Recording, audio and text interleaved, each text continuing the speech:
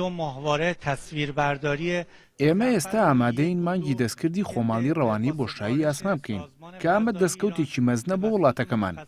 مانگە دەستکردەکە کێشی 90 کیلۆیە و 4 کامێرای ڕەنگاوڕەنگی کوالیتی بەرزی هەیە و نیازمان وایە لە بوارەکانی ژینگە و کشتوکاڵدا بەکاری بهێنین. میشه برای پایگاه فضایی که برای قرارگیری در مدار برداری، ذخیره و ارسال داده و اندازه‌گیری تشعشعات فضایی از مأموریت‌های ماهواره‌های ظفری.